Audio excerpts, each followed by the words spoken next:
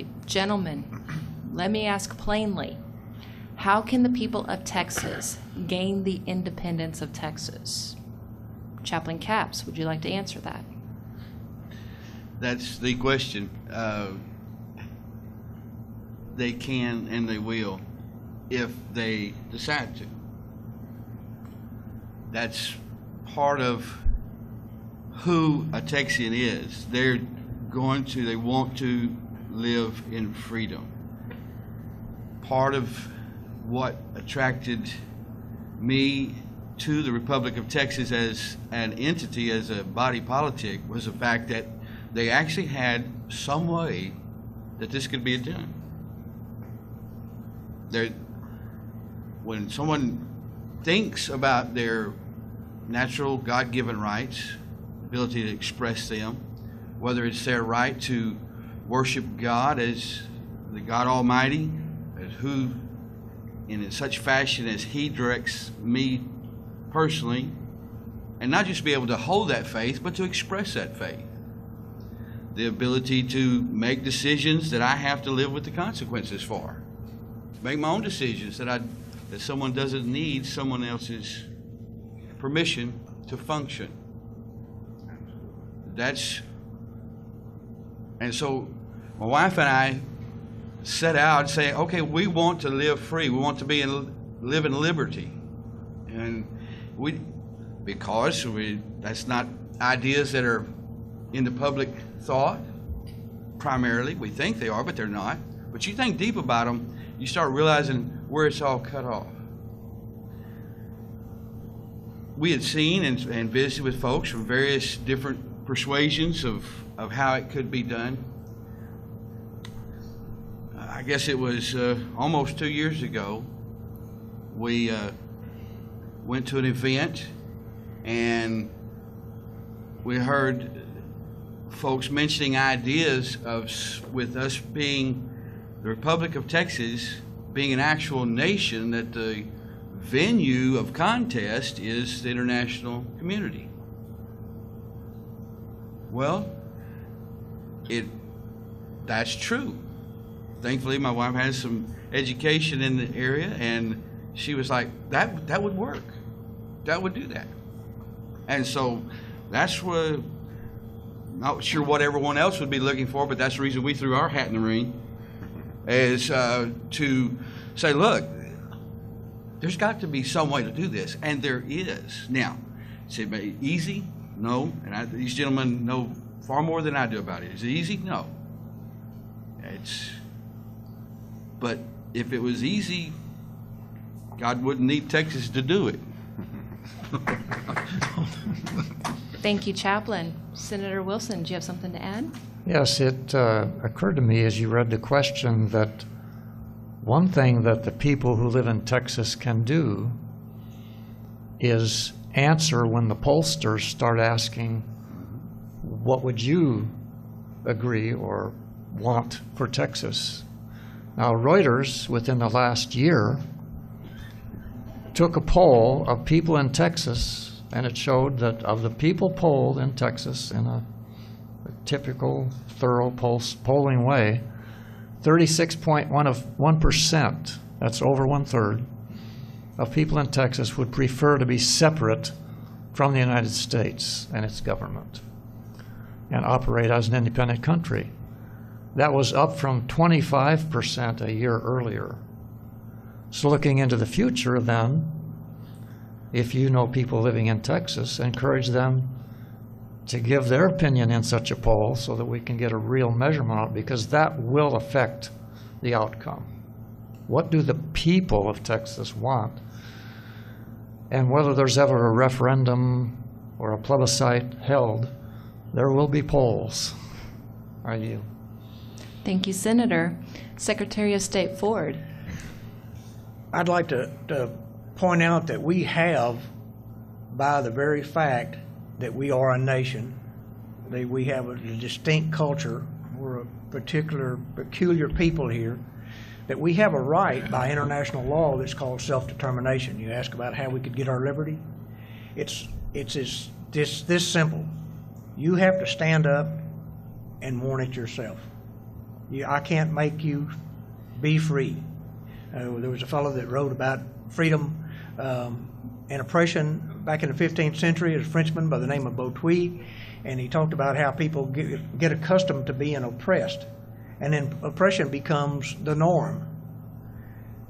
Texians want to be free and out from under the entangling encumbrances of the United States because, quite frankly, I think I can do a better job with my business than they can. Does anybody here like to be told what to do? I doubt that seriously. Within reason, you do have a boss, and you got to listen to what your boss says. But if you don't want to listen to the boss, you don't have to. You can quit your job and go find another job, and then you can be your own businessman, and everybody becomes your boss. But the thing about Texas is, we have the unique treasure on our side, and the international law says that you have a right to self-determine. And what that means is we can abolish or alter our form of government any way we want to. And we can go back to what we were doing before. What most people don't realize is that when we get to that place, when you stand up and say, this is what we want, this is what I want, this is what we're striving for, and we want to be Texians and we want to be independent, the whole world has to listen to you. And whether our big brother to the north likes it or not, they're not going to like it. But there's not a whole lot they can say. There's another way of getting independence. We don't want to go that way. We already did that with Mexico, and we don't want to go that way. There's a better way, and that way is the way we're going. Why not use the tools that are set before us to accomplish those ends so we can get our liberty? There's a lot of things that we can do, and we got, believe it or not, you got the world on your side. It's Texians. All you have to do is step forward, come forward. This little panel up here and a few others that have studied over the last 3.5 years, and believe me, we don't have all the answers, but I've got enough answers to know that I can do what needs to be done. I yield. Thank you, Secretary of State Ford. Chief Justice Cannon, would you like to add anything? What I'd like to add is, under this principle we speak of self-determination, the understanding of self-determination and its interpretation goes back to that American Revolution and also the French Revolution. It's a principle that establishes that when the people decide to determine their future, socially, economically, and politically, then that right implies.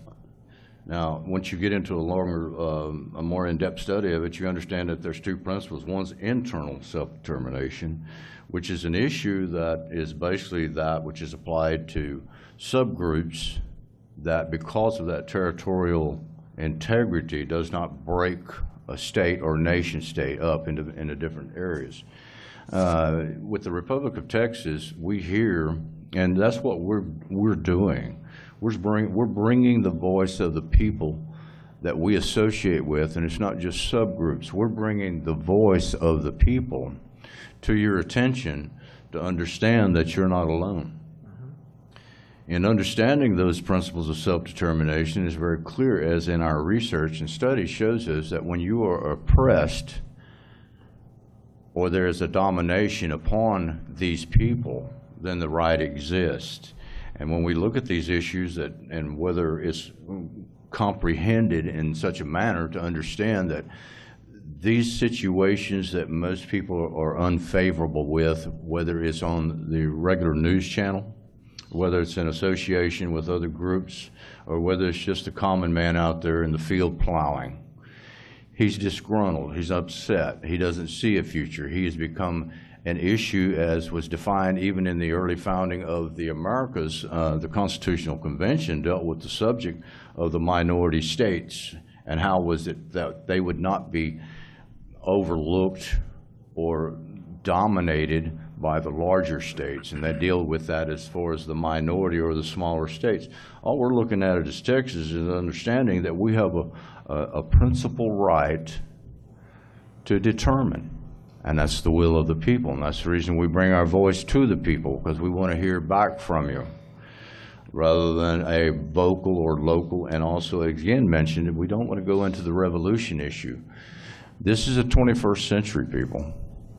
And being that it is in the 21st century, and these events and these transactions have taken place over the last century, we believe in diplomacy. And we believe it can be accomplished through diplomacy and diplomatic manners. And that's all we're applying. But you, the people, have to influence us to help us as guardians for the people of Texas. Thank you. Thank you, Chief Justice.